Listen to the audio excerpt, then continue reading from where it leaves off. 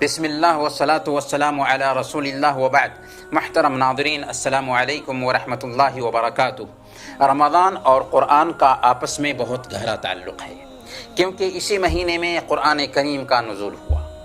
شہر رمضان الذی انزل فیہ القرآن، رمضان ہی وہ مہینہ ہے جس میں قرآن لوح محفوظ سے سمائے دنیا پر اترا ہے۔ اس لیے اس مہینے کا خاص پیغام یہ ہے کہ اس میں ہم زیادہ سے زیادہ قرآن کریم کی تلاوت کریں۔ یہ قرآن ہے جس میں ہماری بلندی کا راز ہے۔ ان اللہ یرفع بہذا الکتاب اقواما ویدع بہ آخرین، کہ اللہ تعالیٰ اس کتاب کی وجہ سے بہت سے لوگوں کو بلندی عطا فرمائے گا اور اسی کی وجہ سے بہت سے لوگوں کو ذلیل کرے گا۔ صحابہ کرام کو اسی کتاب نے اوپر اٹھایا تھا، بلندی عطا فرمائی تھی، اور آج اسی کتاب نے ہمیں پستی کا شکار بنا رکھا ہے۔ آج بھی ہمیں بلندی حاصل ہو سکتی ہے، شرط یہ ہے کہ اس کتاب سے ہم اپنا تعلق مضبوط کریں۔ پیارے بھائیوں، قرآن سے رشتہ جوڑنا سب سے بہتر کام ہے۔ صحیح بخاری کی روایت ہے، اللہ کے نبی صلی اللہ علیہ وسلم نے ارشاد فرمایا، خیرکم من تعلم القرآن وعلمہ، تم میں بہتر وہ ہے جو قرآن کو سیکھتا ہے اور دوسروں کو سکھاتا ہے۔ اس کے ایک حرف پر 10 نیکیاں ملتی ہیں۔ کل قیامت کے دن ہمارے لیے یہی قرآن سفارشی بن کر آنے والا ہے۔ قیامت کے دن صاحب قرآن سے کہا جائے گا کہ اقرأ وارتقِ ورتل کما کنت ترتل فی الدنیا، قرآن پڑھتا جا اور چڑھتا جا اور اس طرح آہستہ آہستہ تلاوت کر جیسے تو دنیا میں ترتیل کے ساتھ تلاوت کیا کرتا تھا، کہ تیرا مقام وہ ہوگا جہاں تیری آخری آیت کی تلاوت ختم ہوگی۔ جنت کے درجات قرآن کریم کی تلاوت کے حساب سے ہم کو ملنے والے ہیں۔ اگر آپ کا تعلق ایسے بھائیوں سے ہے جو قرآن کریم کو اٹک اٹک کر پڑھتے ہیں، ان کو پڑھنے میں دقت ہوتی ہے، تو گھبرانے کی ضرورت نہیں ہے، آپ کو 2 گنا اجر مل رہا ہے۔ اس لیے رمضان کو غنیمت جانیے۔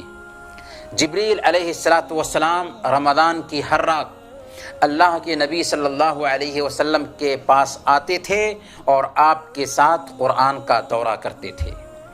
اسی وجہ سے اللہ والے رمضان المبارک میں کثرت سے قرآن کریم کی تلاوت کا اہتمام کیا کرتے تھے۔ حضرت عثمان رضی اللہ تعالیٰ عنہ رمضان میں ڈیلی ایک ختم کرتے، کچھ سلف 3 دن میں، کچھ 7 دن میں اور کچھ 10 دن میں ایک ختم کیا کرتے تھے۔ جتنا ہو سکتا ہو ہمیں بھی چاہیے کہ رمضان میں قرآن کریم کی تلاوت کرنے کی کوشش کریں، اور یاد رکھیں ابھی اللہ رب العالمین نے ہم کو موقع دیا ہے۔ لاک ڈاؤن کے ان ایام میں ہم گھروں میں بیٹھے ہوئے ہیں، اگر ہم نے ان دنوں میں قرآن کریم کی تلاوت نہیں کی تو کب کر سکیں گے؟ رمضان قرآن کا مہینہ ہے، اس لیے فرصت کے ان لمحات کو غنیمت جانیے اور کثرت سے قرآن کریم کی تلاوت کرنے کی کوشش کیجیے۔ اور اس کے ساتھ ساتھ ہم یہ بھی کہنا چاہیں گے کہ قرآن اللہ کا پیغام ہے، اس لیے صرف حروف کی خواندگی نہیں بلکہ اس کے پیغام کو بھی سمجھنے کی کوشش کیجیے۔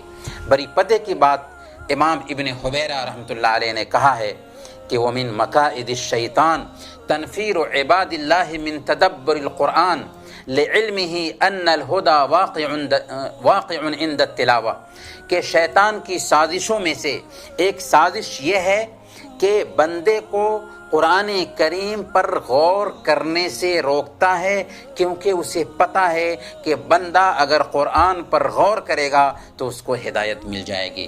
اس لیے اگر ہم قرآن کریم کی زبان نہیں سمجھتے ہیں تو الحمدللہ ترجمہ قرآن ہر زبان میں دستیاب ہے۔ آپ ترجمہ قرآن کے ساتھ بیٹھیے، قرآن کے معنی کو سمجھتے ہوئے قرآن کی تلاوت کیجیے۔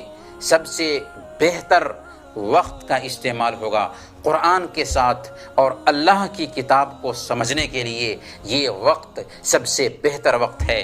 اس لیے وقت نکالیے اور قرآن کریم کو سمجھ کر کے پڑھنے کی کوشش کیجیے، کیونکہ اس میں ہی ہدایت ہے اور اسی میں ہماری دنیاوی کامرانی اور اخروی کامرانی کا راز پنہا ہے۔ اللہ تعالی ہم سب کو اسی توفیق عطا فرمائے۔ وصلی اللہ علی نبینا محمد وعلی آلہ وصحبہ اجمعین۔